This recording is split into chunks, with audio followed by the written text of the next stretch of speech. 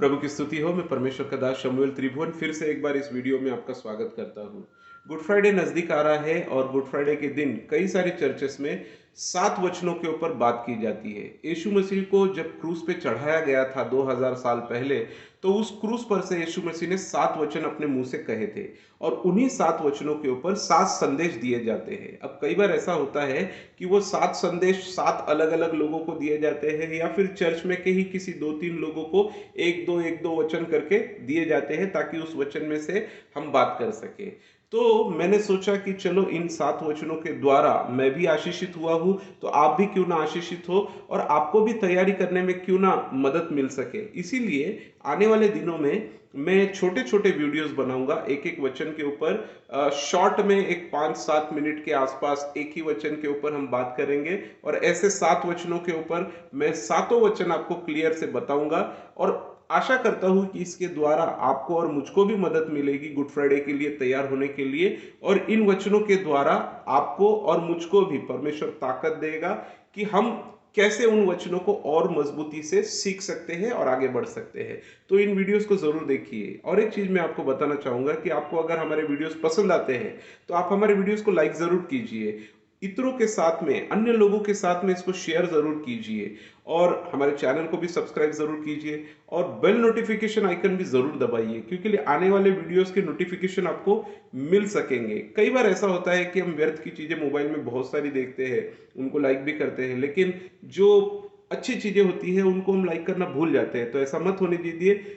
इसके द्वारा ना सिर्फ आप बल्कि मैं भी आशीषित होता हूँ, क्योंकि लिए ऐसा करने से हमें भी प्रोत्साहन मिलता है, हमें भी ऐसा लगता है कि कई सारे लोगों को हमारा वीडियोस पसंद आया और हमें प्रोत्साहन मिलता है कि हम नए नए वीडियो बना सके।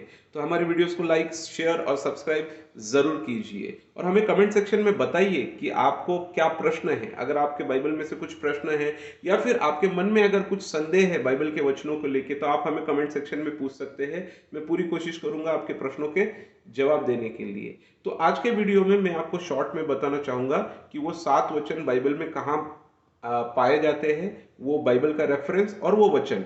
तो चलो शुरू करते हैं। पहला वचन ऐसा है, लूका रचित सुसमाचार इसका 23 अध्याय और 34 वचन में ऐसा लिखा हुआ है, तब यीशु ने कहा, हे पिता इन्हें क्षमा कर, क्योंकि ये जानते नहीं कि ये क्या कर रहे हैं। दूसरा वचन कुछ ऐसा है, लूका रचित सुसमाचार इसका 23 अध्याय और 43 वचन 43 वचन में ऐसा लिखा हुआ है, उसने उससे कहा, मैं तुझसे सच कहता हूं कि आज ही तू मेरे साथ स्वर्गलोक में होगा। तीसरा वचन कुछ ऐसा कहता है जो लिखा है यूहन्ना रचित सुसमाचार 19 अध्याय 26 और 27 वचन में, जब यीशु ने अपनी माता और उस चेले को जिससे वो प्रेम रखता था पास खड़े देखा, तो अपनी माता से कहा, हे नारी देख, यह तेरा पुत्र है। तब उसने चेले से कहा, यह तेरी माता है, और उसी समय से वह चेला उसे अपने घर ले गया।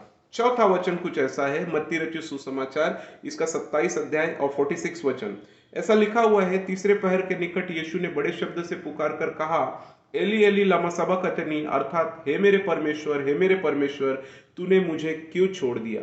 पांचवा वचन कुछ ऐसा कहता है जो लिखा है यूहन्ना रचित सुसमाचार 19 अध्याय और 28 वचन में, इसके बाद यीशु ने यह जानकर कि अब सब कुछ पूरा हो चुका, इसलिए कि पवित्र शास्त्र में जो कहा गया है वो पूरा हो, कहा, मैं प्यासा हूं। छठा वचन कुछ ऐसा कहता है, यूहन्ना रचित सुसमाचार 19 अध्याय और 30 वचन में ऐसा लिखा हुआ है, जब यीशु ने वह सिरका लिया तो कहा, पूरा हुआ। सातवां वचन जो लिखा है लूका रचित सुसमाचार 23 अध्याय और 46 वचन में, और वहां लिखा हुआ है, और यीशु ने बड़े शब्द से पुकार कर कहा, हे पिता मैं अपनी आत्मा तेरे हाथों में सौंपता हूं, और यह कहकर प्राण छोड़ दिए। आप सभी को इन वचनों के द्वारा ढेर सारी आशीषें मिले। प्रभु करे आपको आशीष दे। जय मसीह की।